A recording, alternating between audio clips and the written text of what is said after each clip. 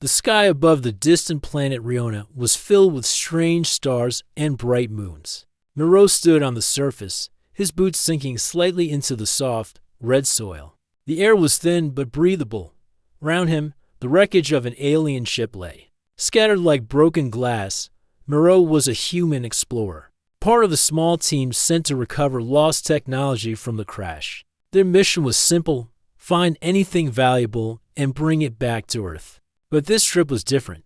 Something about the silence here felt heavy, almost alive. "Commander Moreau, sensors show life signs ahead," said Tala, his second in command. She pointed to a dark shadow near the largest piece of the ship.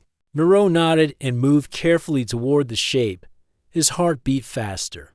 Life on an alien world was never simple, and danger could be hidden in the smallest detailed dot. As he drew closer, Moreau saw a figure lying on the ground. It was an alien, tall and graceful, with smooth skin that shimmered like silver.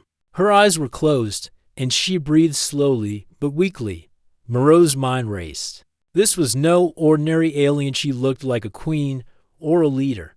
Her clothing was elegant, decorated with strange symbols that seemed to glow faintly. Without hesitation, Moreau knelt beside her. He checked her pulse and carefully lifted her head onto his lap. She stirred but did not wake. "We need to help her," Moreau said to Tala. "She might be the key to understanding what happened here." Tala nodded, bringing their medical kit. Together, they worked quickly, cleaning her wounds and giving her water from a small bottle. Slowly, the alien's eyes opened. They were a deep violet, filled with confusion and pain. When she saw Moreau, she tried to speak, but her voice was weak. "Who are you?" she whispered. "I'm Moreau, a human explorer. I'm here to help you," he said gently. The Queen's eyes widened. "You saved me. Yes, you were hurt in the crash. We found you and want to make sure you're safe." For a moment, she looked surprised. Then a small smile appeared on her lips. "I am Scylla, the queen of my people. I owe you my life." Moreau felt a strange warmth in his chest. Saving a queen from an alien world was not something he had expected on this mission. "We must get you to a safe place," he said.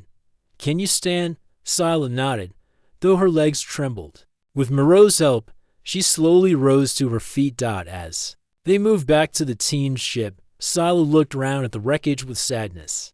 "Our enemies attacked us. They wanted this technology, and they did not care who was hurt." Moreau listened carefully. "We'll protect you. You're safe with us." That night, aboard the ship, Scylla rested while Moreau and Tala studied the ship's records. The data showed evidence of a powerful weapon hidden in the wreckage, something that could change the balance of power in the galaxy. Moreau knew this mission was no longer about simple exploration.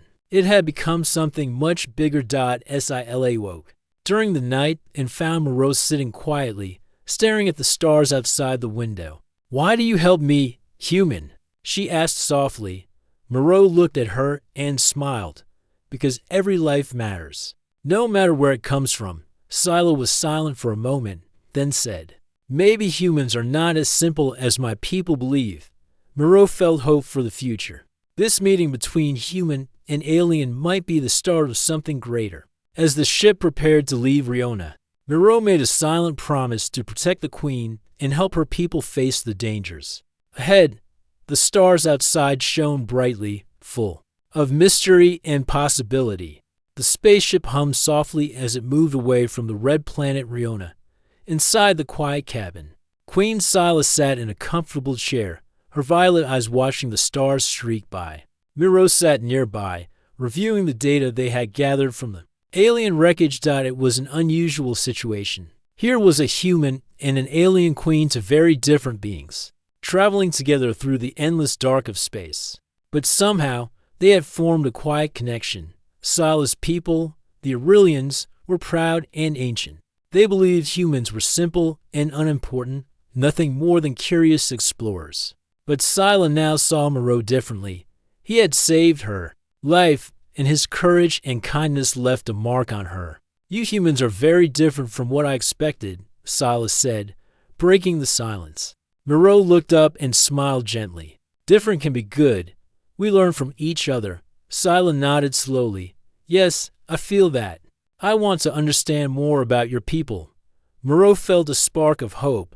I would like that too. Maybe we can help each other. They talked late into the night, sharing stories about their worlds. Moreau told her about Earth, the blue planet full of oceans, mountains, and forests. He spoke about human dreams, fears, and the will to survive. Scylla listened carefully, her eyes wide with curiosity. She shared stories about the Aurelians, their history, their culture, and their strong sense of duty to protect their empire. As days passed, the bond between them grew stronger. It was not friendship at first, too much separated their worlds, but something new: respect, trust, and a shared hope for peace. Meanwhile, the rest of Moreau's team worked hard to repair the ship's systems and study the alien technology. They discovered parts of the weapon Scylla's enemies had been after: a powerful energy device that could control entire star systems. This weapon is dangerous, Moreau said one day. If it falls into the wrong hands, many lives will be lost. Scylla's face darkened. My enemies want to take our empire by force. They do not care who suffers. Moreau clenched his fists. We have to stop them, together. Scylla looked at him, her violet eyes shining with determination. Will you fight with me, Moreau? I will, he answered firmly. Their alliance was not yet known to the other Aurelians.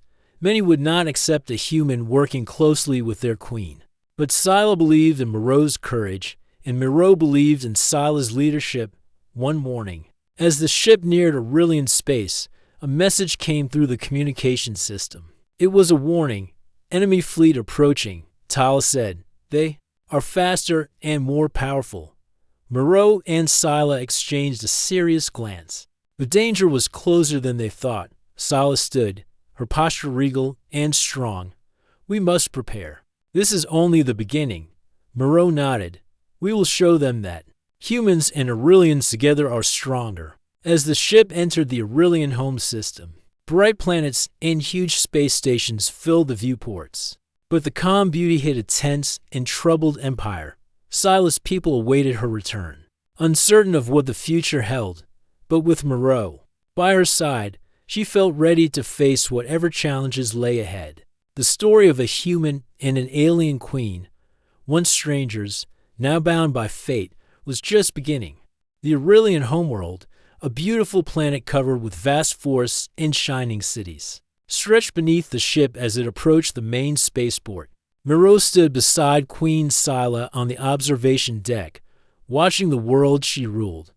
But despite its beauty, the planet was tense.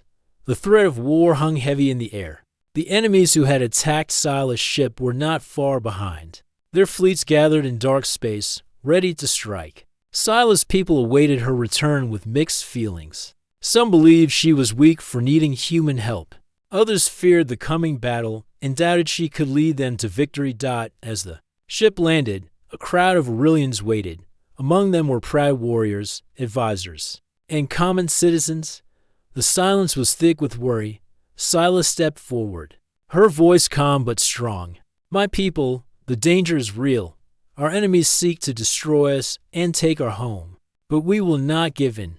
Moreau stood beside her, feeling the weight of the moment. He knew that Scylla's words had to inspire hope and courage. The future of this world depended on it. In the palace, Scylla met with her council. They argued over the best way to defend their empire. Many did not trust Moreau or his human ideas. Some wanted to fight with old tactics that had failed before. Scylla listened carefully. We cannot rely only on the past, she said. We must try new ways. Moreau has fought with courage and skill. I believe his advice can help us. Moreau shared what he had learned from human battles. He spoke about teamwork, flexibility, and surprise. Sometimes, thinking differently can win a fight, he said.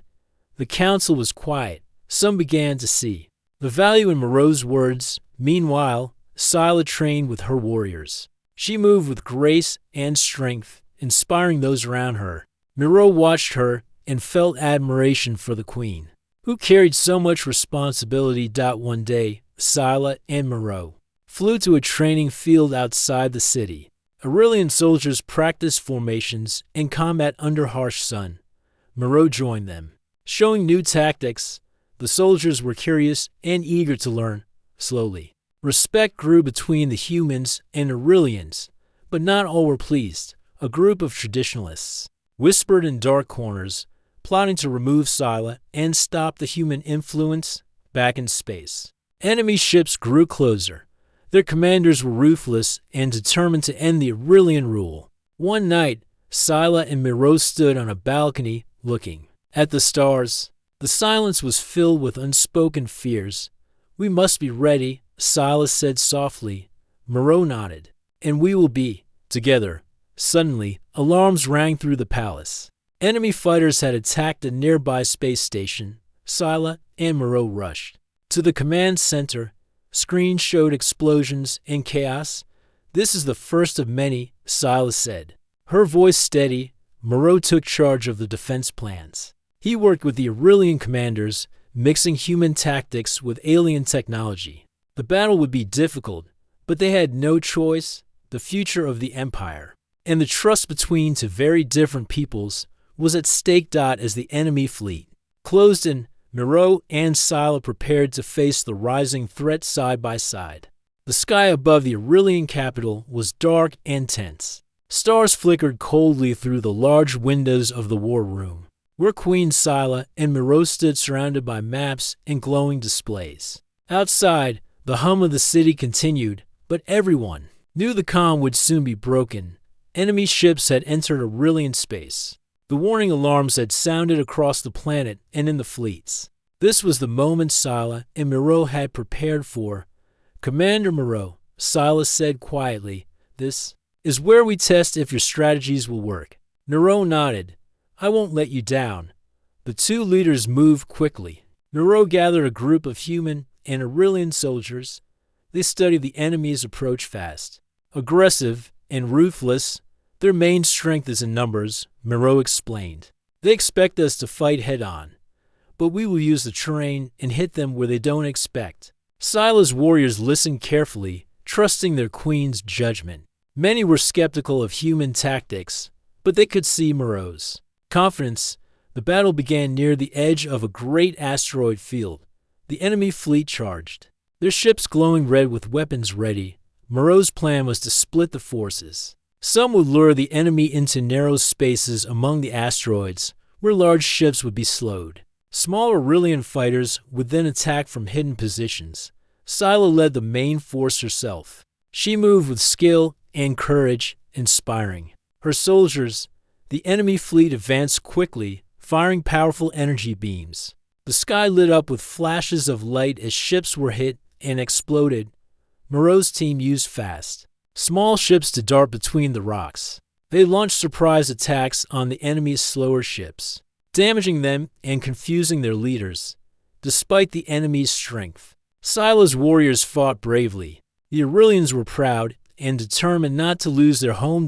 In the middle of the battle, one enemy ship broke through the defenses and headed straight for the capital. It fired a beam that destroyed a large power station, plunging part of the city into darkness. Scylla's heart tightened. She knew the cost of losing any part of her world. "We must stop that ship," she ordered. Moreau volunteered. "I'll take a team to intercept it." Together with a few fighters, Moreau chased the enemy ship. Using the skills he had taught the Aurelians, they surrounded the attacker in a tight trap. The enemy ship struggled but was forced to retreat. Moreau's team had saved the capital. Back on the battlefield, the fight continued. Scylla and her warriors pushed forward with new energy, seeing that their enemy was not unbeatable. Slowly, the tide of battle turned. The enemy fleet, surprised by the clever tactics and fierce defense, began to fall back. When the fighting ended, the sky was quiet again. Both sides had lost many ships and lives. Scylla stood on a hill overlooking the battlefield. Her warriors gathered around her. Tired but proud, she raised her voice so all could hear. "Today, we showed that courage and unity can protect us. We fought not just as Aurelians or humans, but as defenders of peace." Moreau stood beside her, feeling a deep respect for the queen and her people. The victory was small but important. It was proof that new ideas and teamwork could win against even the strongest enemy. But Scylla knew this was only the beginning. The enemy would return, stronger and more determined. "We will prepare," she said, "and we will stand together." That night, as the stars shone quietly, Moreau and Scylla spoke about what had happened. "Your strategies saved many lives," Scylla said, "and your warriors fought with honor," Moreau replied. They understood each other better now. The bond they had formed was no longer just between two individuals, but a symbol of hope for both their peoples. The first clash had ended, but the war was far from over. The days after the battle were filled with preparation and quiet determination. The people of Aurelia worked tirelessly to rebuild the damaged cities and repair the fleet. Yet, the shadow of the enemy still hung heavy over the empire. Queen Scylla stood on the grand balcony of the palace, looking out over the capital city. The sunlight reflected off the tall spires, casting long shadows across the streets. Despite the peace in the moment, Scylla knew the real test was still ahead. Beside her stood Moreau, the human who had become much more than just a visitor. His calm presence was a steadying force, a symbol that hope could come from the most unlikely places. News of the recent victory had spread quickly across Aurelia. Many of the Queen's subjects were beginning to whisper about the strange alliance between their leader and the human. Some were skeptical, while others were curious. Inside the palace, Scylla called a meeting of her council. The room was filled with important figures, generals, advisors, and representatives from different clans. The air buzzed with tension and uncertainty. Scylla cleared her throat and began. "We have faced our enemy and held our ground. But our strength lies not just in weapons or numbers, but in unity." She paused, letting her words sink in. "Today, I want to recognize the human who stood by my side and helped save our empire." A murmur ran through the room. Moreau stepped forward, feeling the weight of many eyes upon him. Scylla continued, "This is Moreau, a human explorer. He risked his life to save me and then fought alongside our warriors with bravery and wisdom." Some council members exchanged uneasy looks. The idea of honoring a human was new and uncomfortable. One advisor spoke up, "Your Majesty, with respect, many here doubt the loyalty and strength of humans. How can we be sure they will not bring us harm?" Scylla met his gaze firmly. "I trust Moreau because of what he has done. Actions speak louder than words." She turned to Moreau. "Is there anything you wish to say?" Moreau took a deep breath. "I am honored to stand with the Aurelians. I do not seek glory, only peace. Together, we can protect this world from those who wish to destroy it."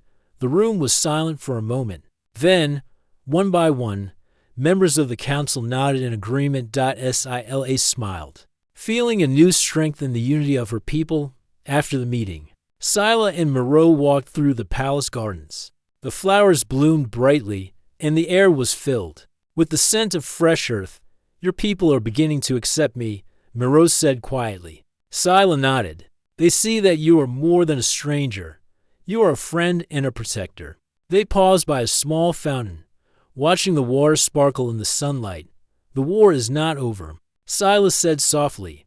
"But now, I believe we can face it together." Moreau looked at the Queen with respect. "We will stand strong. For Aurelia, for humanity, for the future." Days later, a grand ceremony was held in the capital's great hall. The people gathered to honor those who had fought bravely, including Moreau. Scylla stood before the crowd, her voice clear and proud. "Let this day remind us that strength comes from courage, from hope, and from standing together." She presented Moreau with a symbol of honor, simple but powerful emblem of unity between humans. In Aurelians, the crowd cheered, many rising to applaud the unexpected hero. It was a moment of change, a turning point for the empire. As the sun set, painting the sky with colors of orange and purple, Moreau and Scylla stood side by side. The future was uncertain, but for the first time, hope burned brightly in their hearts. Together, they had shown that even the deepest divides could be crossed when courage and respect guide the way.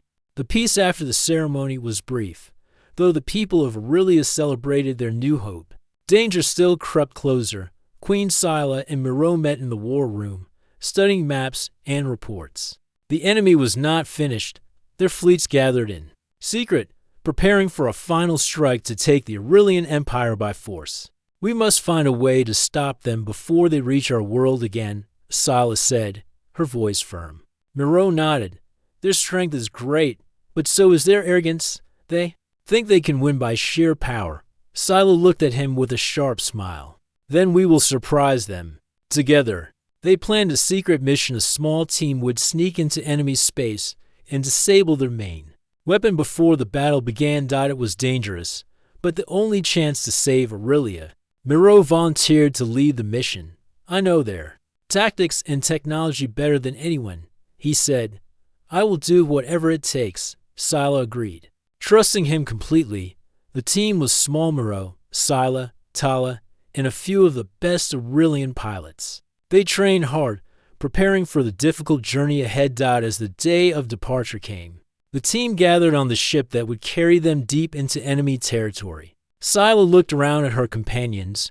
"We do this for our people and for peace. Stay strong." Miro placed a hand on her shoulder.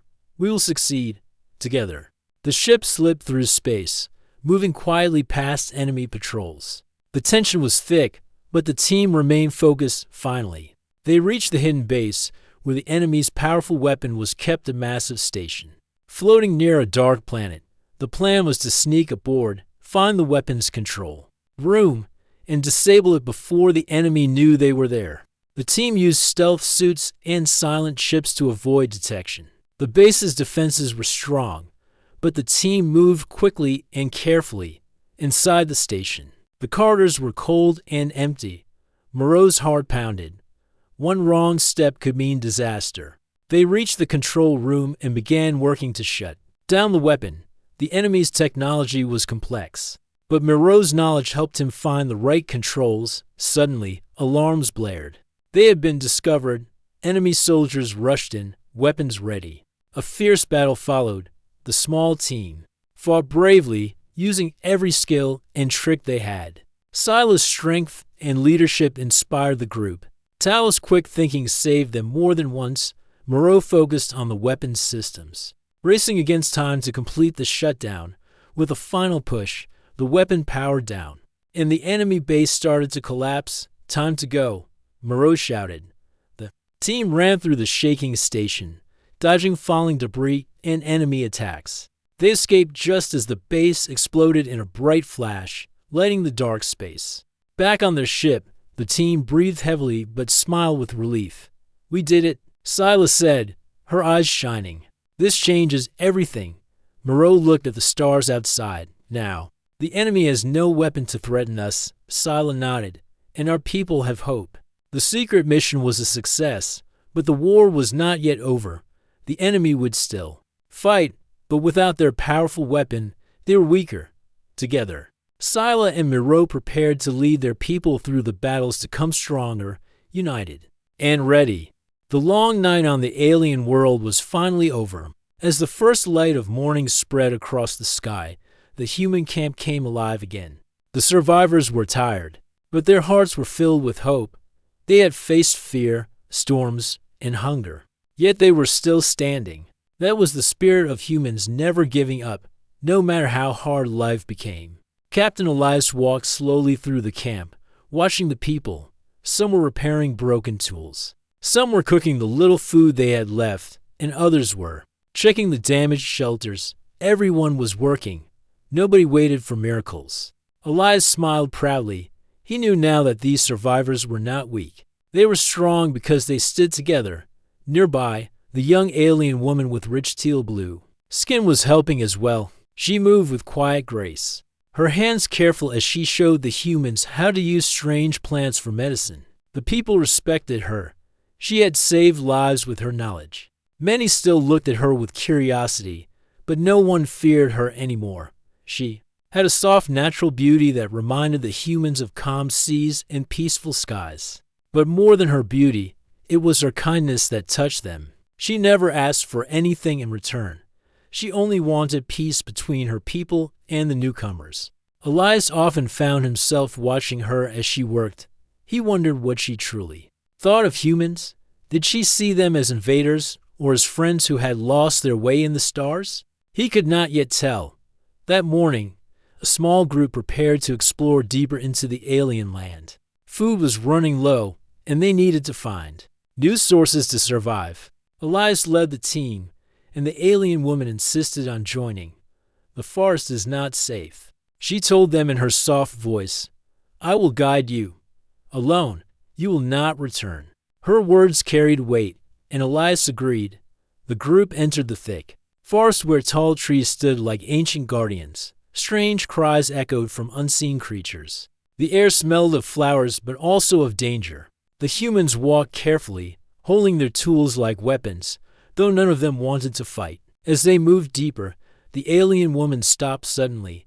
She touched the ground and closed her eyes. Something is wrong, she whispered. Elias asked her what she meant, but before she could answer, a shadow moved among the trees. Out of the darkness came figures tall, armored, and carrying sharp weapons. They were not friendly. Elias realized at once that these were not her people. They were another alien race, one that lived in secret in these forests. Their faces were hidden, but their actions spoke clearly. They surrounded the group, cutting off escape. Elias raised his hands, showing peace. We do not want trouble, he said firmly. We only want to live. The strangers did not understand his words, but they understood movement, and when one of them pointed a weapon at the alien woman, Elias felt anger rise inside him. He stepped forward, putting himself between her and the danger. The tension grew heavy. For a long moment, no one moved. Then the alien woman stepped beside Elias. She spoke in her own language, her voice calm but strong. The strangers paused. Her words carried meaning, though the humans could not understand them. Finally, the strangers lowered their weapons slightly. They did not attack, but they did not leave either. It was a fragile balance. Elias looked around at his people. Fear was on their faces, but also courage. He realized then what made humans different from so many others. They were ready to fight for each other, even for someone not of their own kind. The alien woman spoke again, longer this time. Slowly, the strangers stepped back into the shadows. Within minutes, they were gone, leaving only silence behind. The humans released their breath in relief. Elias turned to the alien woman. You saved us, he said quietly. She shook her head. No, you saved me. They saw how you stood in front of me. They saw your courage. That is why they chose not to fight. Her words surprised Elias. For the first time, he understood that trust was growing between them. Not just survival, but trust. The group continued their journey, and with her guidance, they found a valley filled with fruit trees and fresh water. It was like a hidden gift from the world itself. They gathered food and drank deeply, their hearts lighter than before. That evening, as the sun set, Elias sat with the alien woman by the fire. Round them, humans laughed and shared the food they had found. For a moment, the hardships of the past seemed far away. You could have left us, Elias said softly. Why do you stay with us? The alien woman looked at the flames, her teal-blue skin glowing gently in the firelight. Because I see something in humans, she replied. You are fragile, yet you fight against despair. You fall, but you rise again. My people call this spirit dangerous. I call it beautiful. Elias was silent for a long moment. Then he smiled. Maybe one day, your people will see it too. She nodded, but her eyes were sad. That day will not be easy. There will be trials. There will be choices. The fire crackled between them, and though neither spoke further, both knew the truth. Their journey was only beginning. Far beyond the valley, unseen eyes watched their camp. The forest strangers were not the only ones interested in the humans. Other forces were moving, preparing for what was to come. But for now, hope burned like the firelight, strong and steady. Humans had survived another day, and that was enough to keep walking forward.